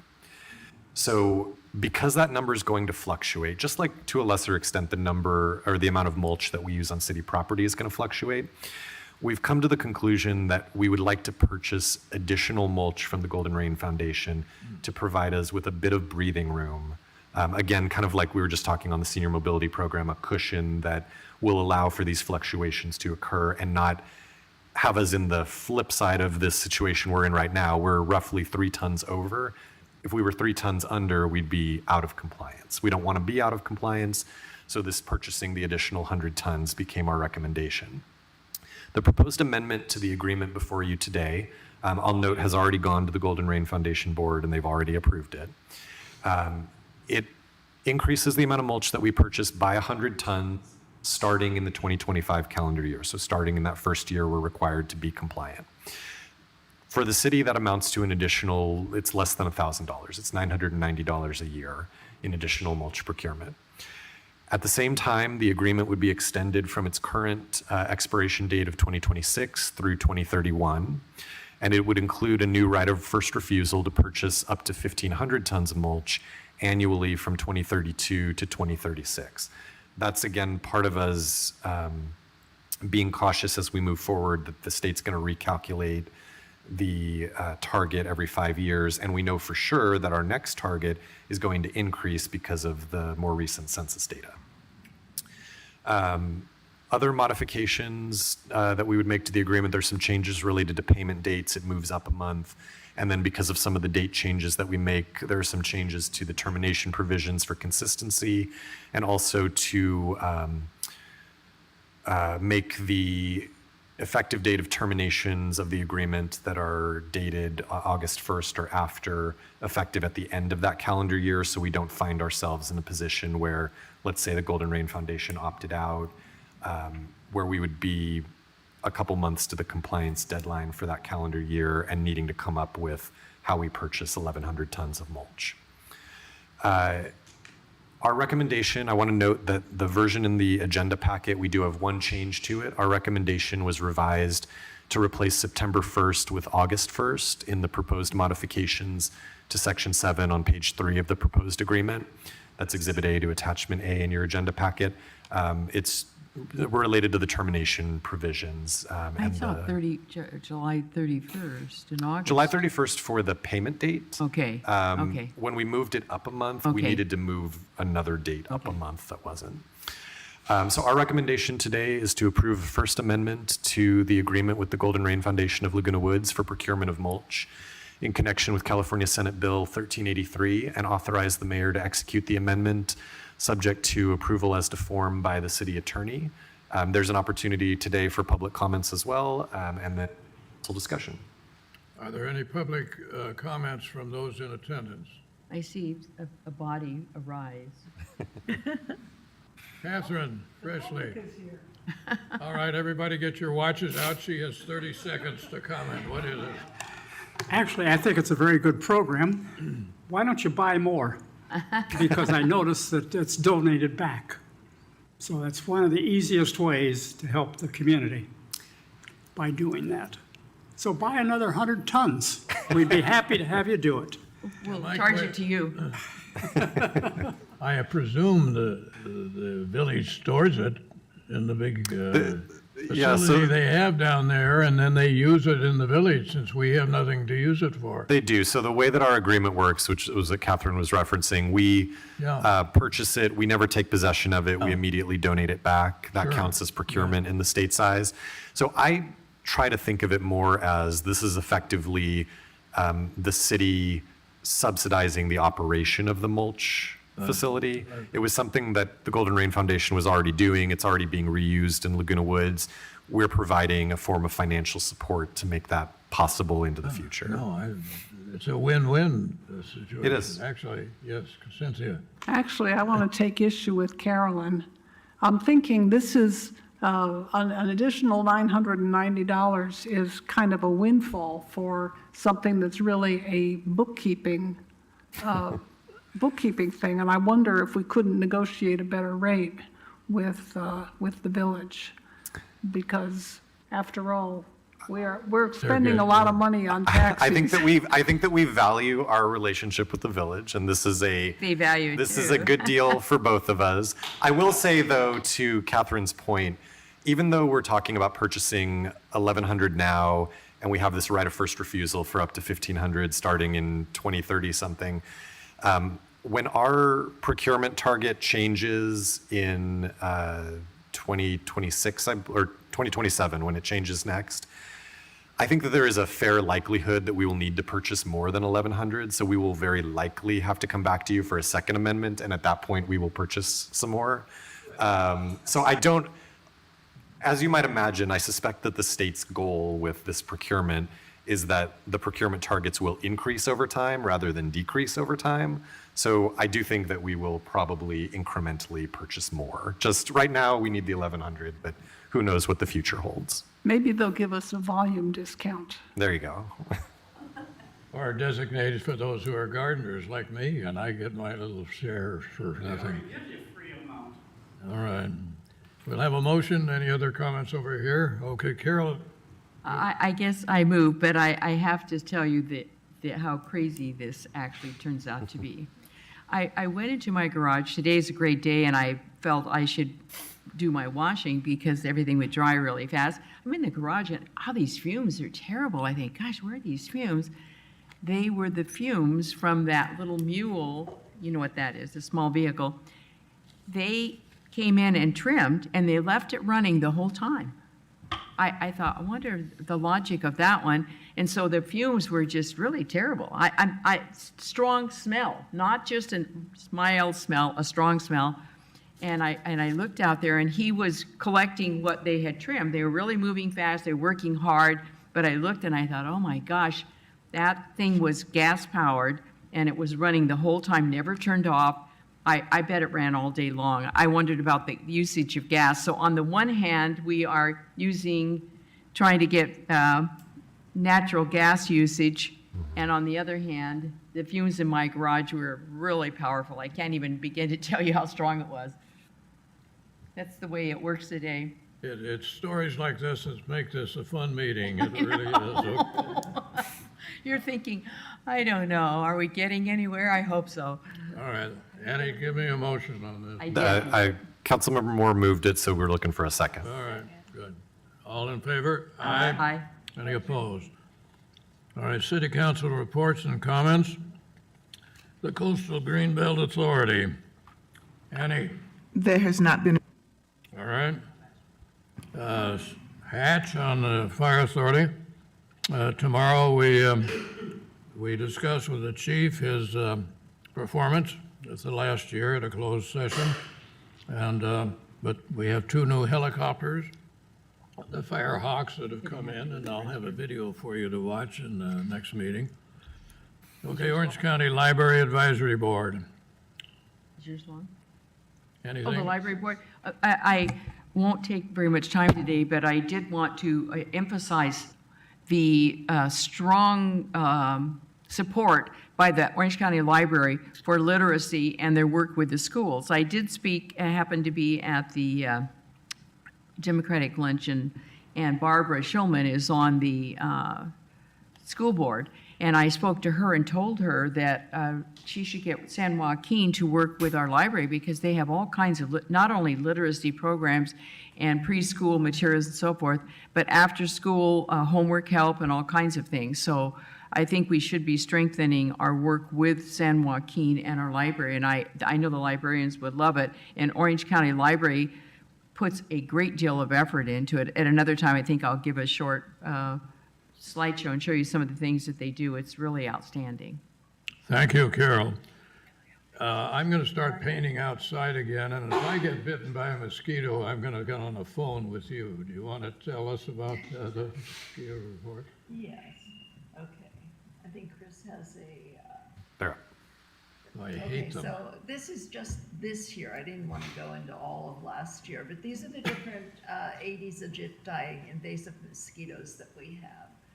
And they're day biters, which is the reason bats don't work, because bats fly at night. And so, Is your mic on? okay, sorry about that.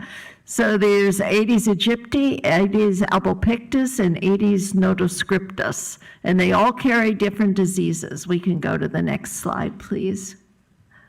And they are changing our way of life. No more, they're going to change it, they're changing it now. So go ahead. Every city has them. And this just shows which cities have the most concentration of which ones. Next slide. This is what they look like. This is what their eggs look like. If you're looking in your pots or saucers, they're very, very tiny, these eggs. And even when the water is gone, the eggs stay there. And anytime more water comes in there, it could be 2 years, they will rejuvenate and come back and make mosquitoes. So when you're cleaning out your dog's bowls or plant bowls or saucers, whatever, you scrub away those little black specks, because those are mosquitoes and they'll hatch. Next slide, please. These are the common backyard mosquito sources, especially after a rain. Fountains, pet bowls, little things like children's wagons, ponds, tires. Inside your home, there's the U-bends of joints, pipes where you don't take a shower in that second bathroom. You should really run the water though, because any mosquitoes that might have gotten in there can lay eggs. We can go to the next slide, please. And what happens is a mosquito will bite a bird, and birds get West Nile virus. That's a bird disease. And they'll bite the bird, they'll get sick, and then they'll bite the human. And so humans will get sick. And we didn't used to have dengue, chikungunya, Zika, yellow fever, and dog heartworm here, but now we do. And so these mosquitoes can transfer all of those things. Next slide, please. In 2014 was our biggest year, and it's been trending down since then, even though it feels like we're getting bitten all the time. We're really not quite as much. Where you see the red dots, there's 9 cities in Orange County that almost always have the worst mosquitoes. And we set out traps in a grid pattern, and when we detect a West Nile virus positive mosquito, we expand all the traps in that grid. It's a good system that they have, because it can really detect exactly where the mosquito source is. And they go out in the neighborhood and they'll have truck-mounted sprays. We use a lot of drones now. We have not had to use an airplane in a long, long time. And again, the airplane goes the same problem, because they'll fly at night, and not all mosquitoes are night flyers, so you only get a certain number. And besides that, spreads poison over everything, over children and pets and organic gardens and kindergartens. So it's better to have direct spraying, and drones have given us that ability. Next slide, please. And dengue, unfortunately, is on the rise. In Florida, in 2023, there were 186 human transmissions, 1 mosquito pool. Travel-related dengue cases were 609 humans. And it started just with somebody coming home with dengue and getting bitten by a mosquito, and it just, because you can't catch dengue from another person that has it. You have to be bit by a mosquito, and then that mosquito bites someone else. In 2023, there were 190 cases. Orange County had 18. So there were a combined 48% of cases, 12 million residents, and 100 million visitors. Puerto Rico had to declare a dengue public health emergency on March 27, 2024. Next slide, please. This just shows where West Nile is and where dengue is in this part of the cases in this part of the year. The others are full years. Next slide, please. And this is the response. Local mosquito samples are positive for Aedes, travel-related disease, and it marks it on there. So it's easy to see where those 9 cities and where the concentration of mosquitoes are. Interestingly, Garden Grove, where vector control is, has one of the biggest mosquito problems. I don't know why that is, but and you can see down here where it's red near us, that's why we're doing our sterile insect technology program in Mission Viejo, because they do have a lot of mosquitoes. Okay, next slide if there is one, That's the please. last one. Okay, that was the last one. Is the transparent jar that's put in a lemon tree in my place, is that to look for mosquitoes inside? Do they? You know, you may catch mosquitoes in that jar, but it's not the traps that the Orange County Mosquito and Vector Control Leave. Okay. That's that's one of the traps, or it isn't? No, It's not. Okay. no, unfortunately not. Okay. And they only check really for the female mosquitoes because they're the only ones that bite, so. But right now, it's remarkable how low our West Nile virus numbers are. But the weather's been cool, except for the past few days. When the weather heats up, all that water will probably create more mosquitoes. So, okay, so that's my report on All right, Vector. thanks. Transportation corridor.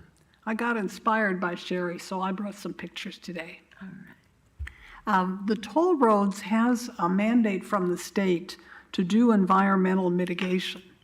For every square yard of highway and grading that they do, they have to do a square yard of wildland and restore it to its natural flora and fauna. So we have more than 2,000 acres under mitigation. One of the things I wanted to just mention was our wildlife undercrossings. In the map on the left, you see our roads with all those little black arrows on them. And all of those are wildlife crossings. And you've probably heard about the one that's being, an overcrossing that's being built over the 101 in the Thousand Oaks area. It's costing $91 million. And so we already have them. And you can see in the picture on the right, they have lots of natural light. They have grass and shrubs underneath. There's places for birds and rabbits to nest. So it's just kind of a continuation of habitat. The fence that's on the bottom picture is 10 to 12 feet high and 24 inches deep, so nobody digs under it and nobody climbs over it.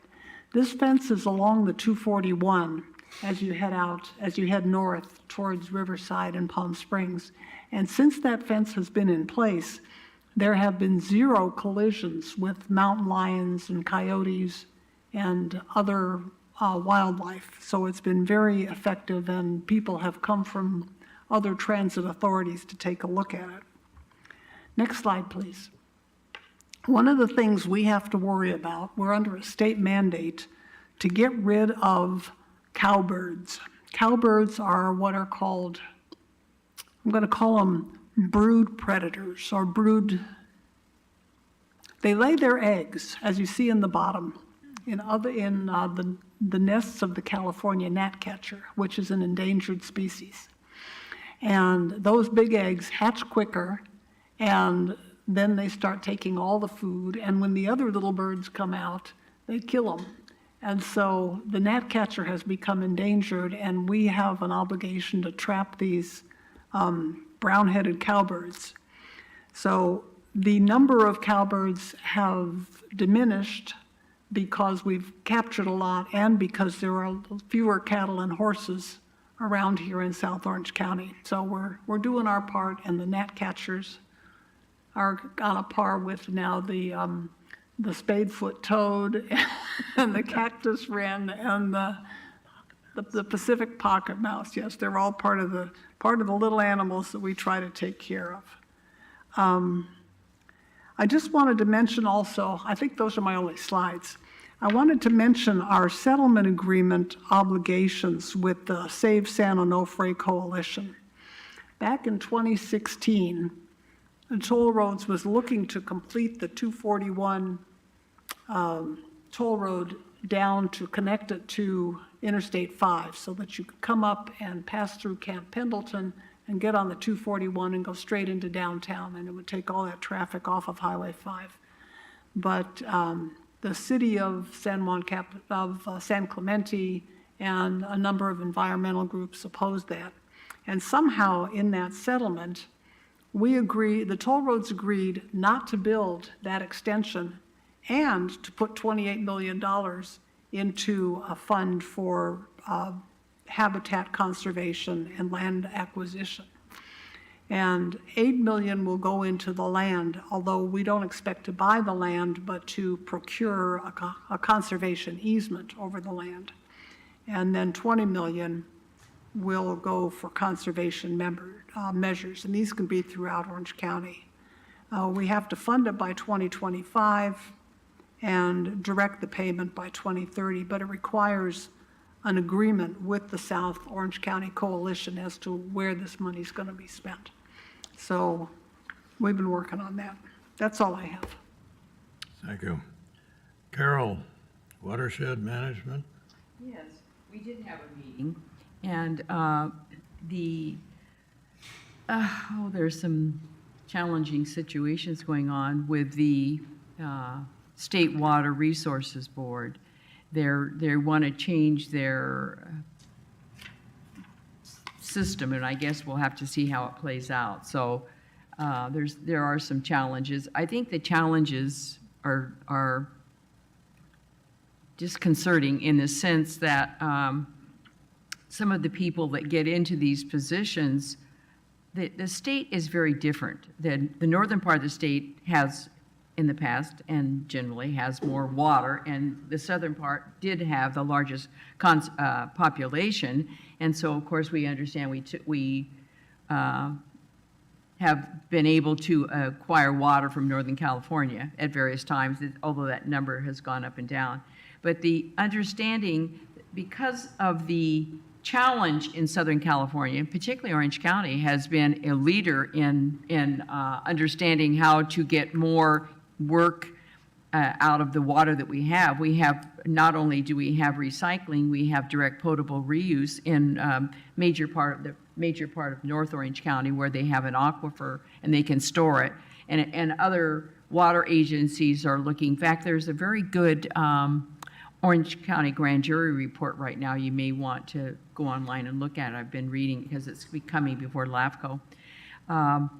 Anyway, the difference between these two areas and the rules have been concise, but they aren't appropriate for the entire state because we have very different challenges. So that's where we are right now, and have to see how things go forward. And hopefully we get people who are a little bit more knowledgeable about these positions and understand how make certain changes affect people and so forth. In fact, I'm going to bring this one up really quick. It has nothing to do with this specifically, but you're aware that Third Mutual has recycled water and United does not have recycled water. It's very costly. Really, there should have been a way, just as we did it with the mulch, in a way you're applying, you're taking an action on paper because you're showing how you're making a saving. That should have been, and there are no rules in this, to allow the community as a whole to apply United and apply some of the benefits, because it would be very, very costly now, and probably it's very unlikely that United will ever have recycled water because we're moving towards direct potable reuse. So that would be not a sensible move to start putting in, recycled water when we're going to a totally different direction. So, but in the meantime, United is at a disadvantage, and it's something that can't be resolved very easily, but it could if we were more sensible in how we looked at this picture. So there's my complaint. We do have a tendency to compartmentalize I know. things. I know, and make rules, and they aren't appropriate, or we're not thinking them through. And United is in a particularly bad position on that area. They're doing a lot to. I think we have somebody from United here that they're doing a lot. I know, in their trying to move towards grass removal and turf removal and so forth. And both communities are, but that's also very costly. And you have to stop and think about it too. That all this, look at the difference in temperature in Laguna Woods. I notice it regularly, how much cooler it is here. When you're out in your car, do you notice that? You're driving and you're in Irvine or someplace where there's all that paving, then you come back to Laguna Woods and look at the temperature. It's cooler. Yeah, it's definitely cooler. And why? Because of what I'm just talking about. So anyway, these are the challenges. All right, we had a great party. What do you want to tell us, Annie? What I want to tell you, are we down to the bridge builders? Yes, we're at Bridge Builders. Oh, well, basically, we are in the process of having a website built for the club, and Sherry will tell you the rest because she's showing it to me and I'm giving it to her. Okay. Yeah, we just got a website. If anybody wants it to visit it, it's Bridge, BRIDGE, WEEBLY.com. So, but that's neither here. Left one letter off. I know. But we have a great event coming up on July 8th. It's our faith-based community, Believing Matters. This is what we believe about love, peace, and community. And this is part one because there's so many religions that we're going to have the first three, the Christian, the Muslim, and the Judaism. And it'll be Clubhouse 2 at 7 o'clock on July 8th. And that should be a very interesting meeting. September 18th, we're going to have a program on the Ageism Project. Why, how, who, and when. And that will be, we have the Clubhouse 3, the PAC, reserved for February 24th. We're going to have a red carpet premiere. The 4 vignettes that our group has written is being acted on and directed and recorded at Channel 6 right now. And it's very exciting to see them come to life. What's the membership of the club now? 307 right now, as of this moment. Yes, there's still some renewals coming in, but mostly it's 307. Yeah, it's a good number, so it's a great group. We have no any other comments or reports from anybody on anything? Nothing? All right. We have nothing on the closed session. We do session. We do? We do have one, don't we? The performance evaluation. So we will adjourn this meeting to closed session. We do have to allow for public comment if anyone would like to comment on the closed session item and also read off the code section. All right, would you read that? And Tula, if you have a comment, you are free to make it now. Just a minute. Sure. To announce the closed session, the City Council will meet under the authority of California Government Code Section 54957, subsection B1, to consider the public employee performance evaluation of the city manager. This is the annual performance evaluation. All right. We'll meet in the council chambers for that session, and then we'll report back here. This meeting is adjourned to the closed session. We're not adjourning yet, we're just going into closed session. What, we're adjourning, or whatever we're Point doing. me in the direction. It's amazing that I didn't notice that.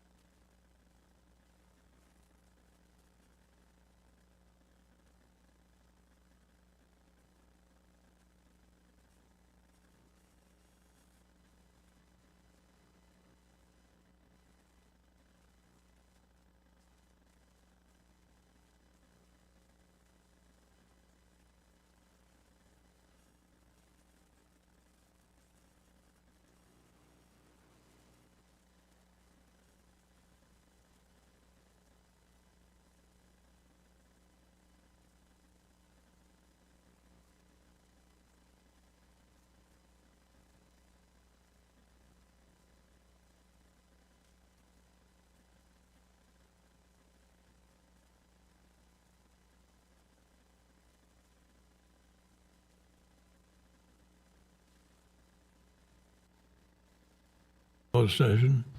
Yes, the council met in the council met in closed session pursuant to California Government Code Section 54957, subsection B1, to consider the public employee performance evaluation of the city manager, and there's no reportable action at this time. All right, fine.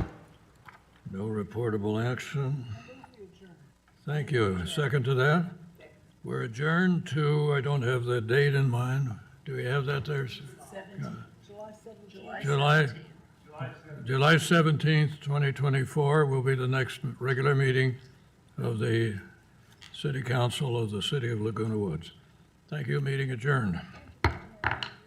Thank you all.